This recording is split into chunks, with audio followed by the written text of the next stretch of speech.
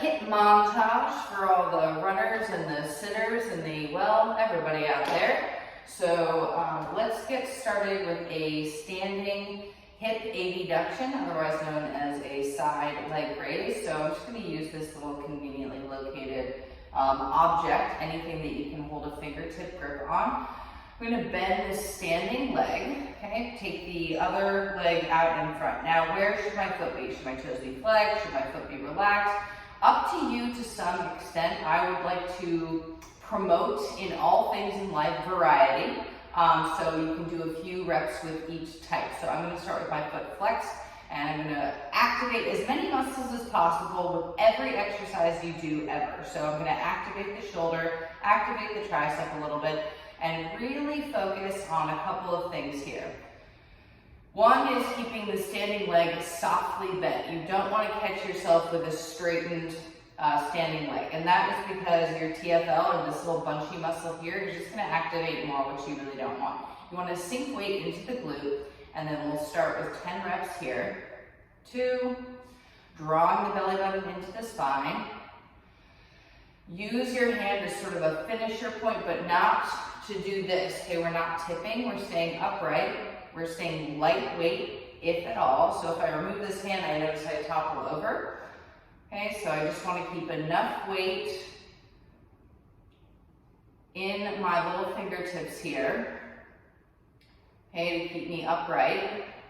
Keep digging in through the standing leg. Now I'm going to relax that foot that's moving. I'm going to recheck in with my shoulder blades, with my belt buckle abs. I'm ultimately, regardless of whether or not I'm focusing on it, going to feel this muscle here. And then I just tipped over because I'm not focusing on standing upright. So we'll just do 5. Keep moving. Try not to let the standing leg knee come with you as your side extending, abducting. Okay, that's good. All right, so let's switch sides, and I'm not going to use a holder. I'm going to pretend here, so this will be extra hard so I can keep facing the camera. So the standing foot really has to dig into the floor. You can always place your fingers on the primary mover, the primary goal muscle, so which is my hip abductors, right? My external rotators. Okay, I'm going to zip up again, belly button to spine. You don't want to find yourself with an overly arched back. Okay, and you don't want your lower belly to be sticking out. Okay, so draw that in, otherwise known as a pelvic tuck as I hit the rower. Relax your foot, continue. Keep that shoulder, tricep. Well, I should be doing the other arm, that's okay. It's not a big deal. It actually makes it harder because it doesn't counterbalance you. 3, 2, and 1. Now you'll notice I add like all sorts of bells and whistles to exercises. Don't worry about all the little fine points like shoulder active, tricep, shoulder blade, belly button. It's a lot of stuff to remember. When you're doing high repetitions with one set of exercises, your brain will travel elsewhere. Like once I'm on rep 15 of this, I'm like, all right, am I done yet? This is tired, I'm bored. Choose another muscle to focus on for a rep or 2. That's why I mentioned so many muscles, because when you're exercising, when you're running, when you're doing anything, you want to keep as much of you active as possible. Okay, so let's go into Shivas now.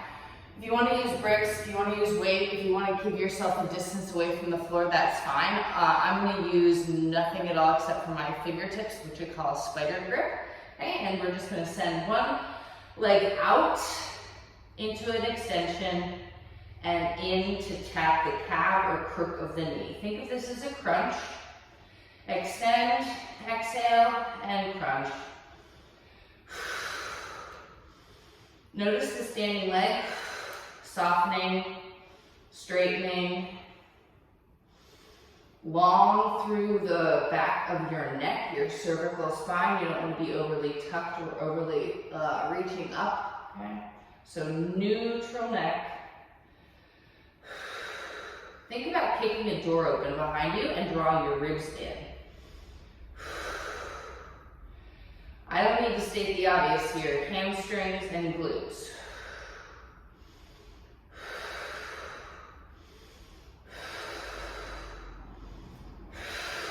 One more time. And we'll just go ahead and switch sides. So crunch yourself up into a tiny little ball, extra little hip stretch there. Extend the other leg out. And just take note of which side feels harder to move, harder to get to the end range than the other. Which hamstring is catching a little bit more, where you might feel it a little bit more in your glute. I'm going to pay attention to my rib splay and try to draw my rib cage together. Trying to keep the hips square. You can't have it all in this world, but just things to focus on. Hips square to the floor. 3, 2, and 1. All right, I bunched up my hips now, so now I'm going to toe heel my feet away from each other and come into a sumo squat right from here. Okay, so I'm just going to drop into the sumo. You're like, I can't do that, Monica. So I'm just going to bring you up here and then have you drop down and up into it, okay? So ultimately what we're going to do is make these big sweeping motions. So we're going to sweep the arms up and pray down to sumo or frog. Sweep up and pray down to sumo or frog. Sweep up. Down, down, down. Spine is flat. I'll turn off to the side. So we pray down to the frog squat. Sweep up. Flat spine. Zipper your corset abs. Okay, your waistline abs here. Up. And then bring it down. Inner thighs get an open. Notice where the weight goes in your feet. You want it to be evenly distributed as much as possible.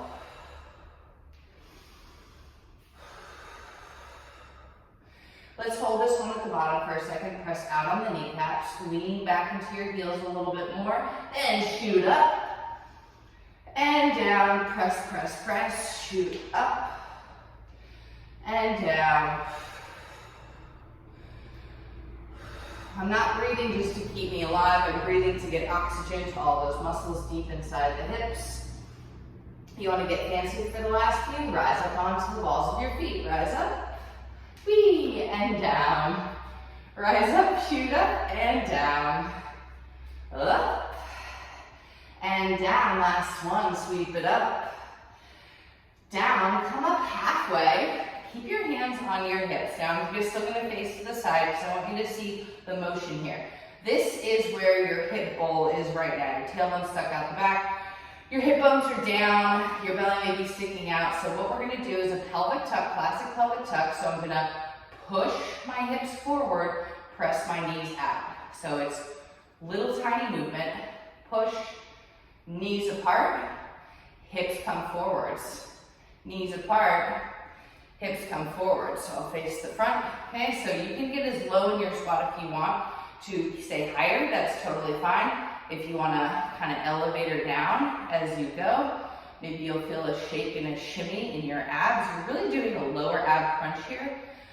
And pressing your knees away, away. Even fingertips on the knees is fine. If you feel so much weight in your quads, don't think about your quads. Think about your booty. Think about your booty. Think about your big toes. Think about your spine. Think about your abs. For 5, 4, 3, 2, and 1. Good job. Let's shake out through the hips. Maybe side bend. Open it up. All right. We're gonna come down onto the mat, laying on your side. Okay. So now, literally, all we're gonna do is a side leg raise here. So you can have your bottom leg folded, and I'm gonna show you a couple ways to do these. So notice I'm on my forearm.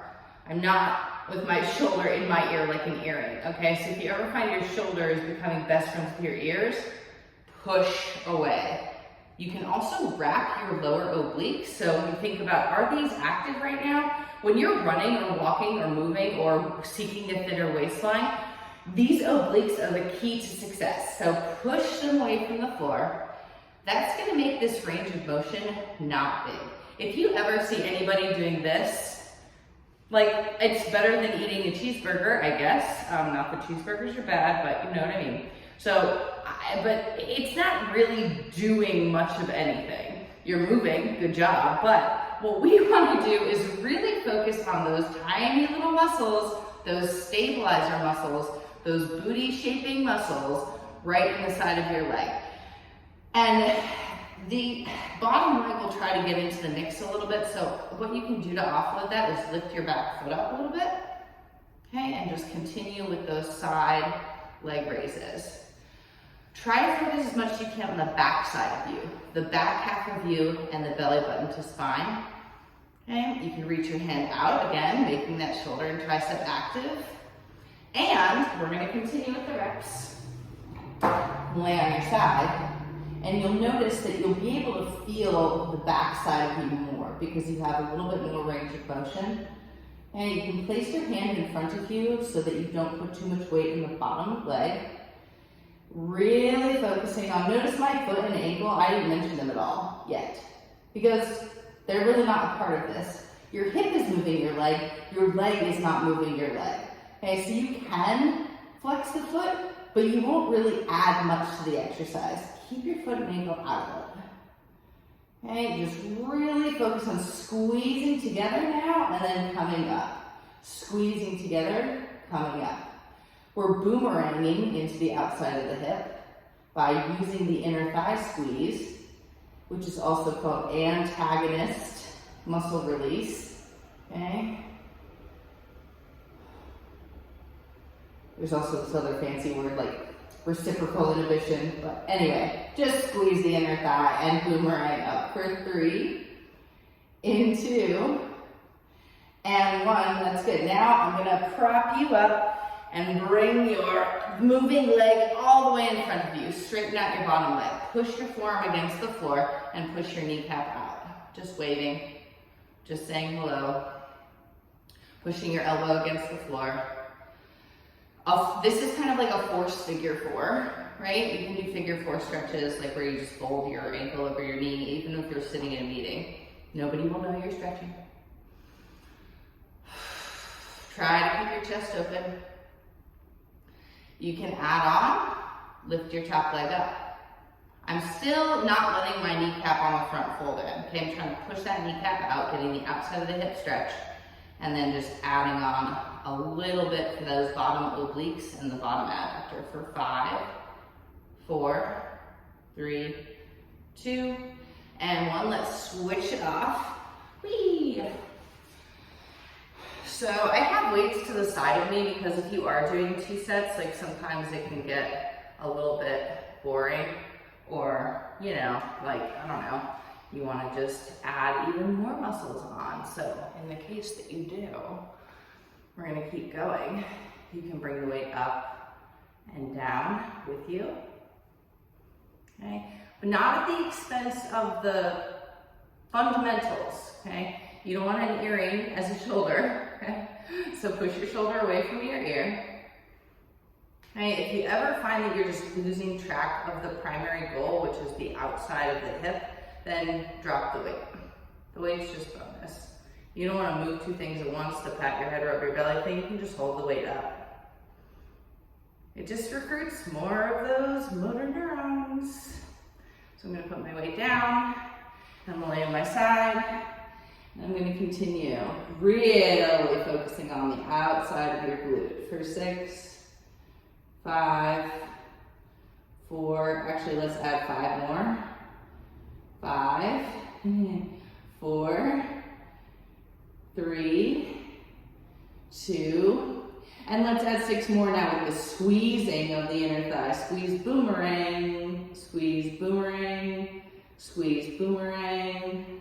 3, belly button spine, abs are active. 2, and 1. Prop yourself up, fold that leg in front. Oh my gracious, straighten out your bottom leg. Okay. My socks say I believe, because whenever I feel like I don't believe that I can do another rep, I just look at my feet. Ah! So now we're just waving the kneecap. Okay, waving it out. Opening up through this kind of like forced limited range of motion. Belly button is in your spine again, zipping it up. Okay, now this bottom one, this ought to be interesting. Everyone has their weakest link here. So we're gonna try to lift the bottom leg up and down. Yep, so my upper right adductors tend to like live in Jamaica or something. So I try to really focus on getting them active. It's always good to know what your weakest link in the chain is, and the kinetic chain is the chain I'm talking about, okay? Which parts of you in your kinetic chain of events are likely to cause a series whereby you can have some muscle deformity, like your calf hurts, your foot hurts, your butt hurts, your back hurts, whatever. Where is it all coming from? Mine tends to be in my right upper inner thigh for some of it. So it's good to know your root breaks in the chain. 4, 3, 2, and 1. All right, my heart rate is way too low for this workout now, so you don't want to spend too much time ever like laying on your back or your side. Okay, so quick tabletop. Okay. Now, secret on the tabletop, pull the butt of your palms towards your knees, shoot your head forward, your neck up, your chest open, and then boomerang again to around its spine. All right, now I'm going to take it up into a crescent. Okay, high crescent here. So tuck your back toes, shoot your hands up, come up a quarter of the way. It's like such a tease. Okay, so I'm kind of low to the floor. I'm sinking into the back leg, almost like I could lift the front leg up. So I'm sinking into the back hip, rolling into that same pelvic tucking motion we did on the frog squat. So if you want to keep a hand on the small of your back and pull your hip flexor down and forwards into a lengthened position, you'll feel your booty turn on right away. I'm going to return to that arms overhead posture. Okay, now you're going to want to dig into the front hamstring. For 6, 5, 4, 3, 2, and 1. Great job. Take it up. Okay. Let's do envelopes in between sides. So we'll just envelope. I know you can't see my head. I'm a headless envelope lady. So this is position 1 in ballet. Notice the heels are pretty close together. If you can't get here, then just separate your feet. That's fine. Okay. You might actually, not might, you will feel a different part of your hamstring group turn on. You're like, what group of hamstrings? Yeah, the hamstrings have a party of 4, okay? So there's 4 different hamstrings. They all run internal and external. So you can get different elements of the inner thighs, which, by the way, there are 4 of them as well. Party of 4 hamstrings, party of 4 inner thighs or adductors, okay? So I'm just opening the envelope and shutting it. Less is more on this one. You can always bowl out your arms. You can always add the 5-pound dumbbells if you want to, either as an overhead with your feet a little bit wider. Whee! Notice I fell backwards on that one. Why did I do that? Because I want all my weight behind me. I want it in my booty and I want it in my hamstrings. And so if I add weight, I'm still thinking about long, flat back, not punching forwards to get the action done. Okay, so if you can't remain completely upright, don't add weight. 3, 2, and 1. Now you remember which side I did on the high crescent. So I'm going to send that leg back, shoot the arms up, and immediately go into the back leg. Enough so I could lift the front foot if I needed to, or wanted to check myself. Okay, I'm going to put the hand on the small of the back to check that pelvic tuck, and tuck, and tuck. Front toes are loose and away from the floor. Pulling the back hip flexor into a longer position. Zipping up through that waistline, that corseted waistline.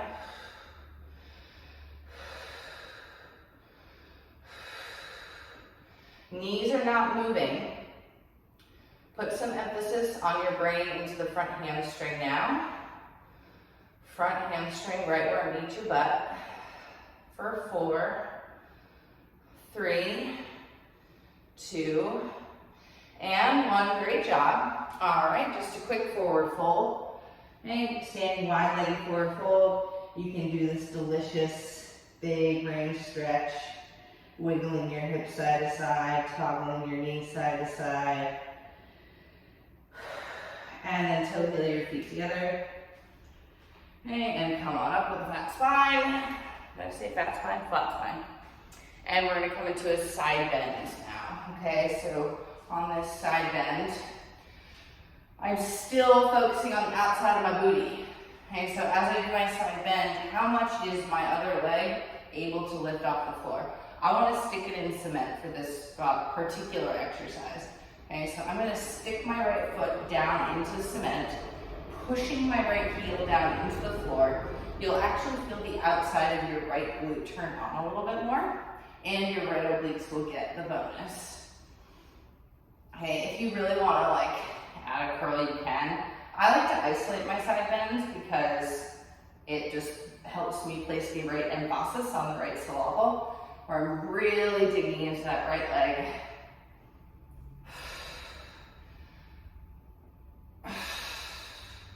And the right obliques.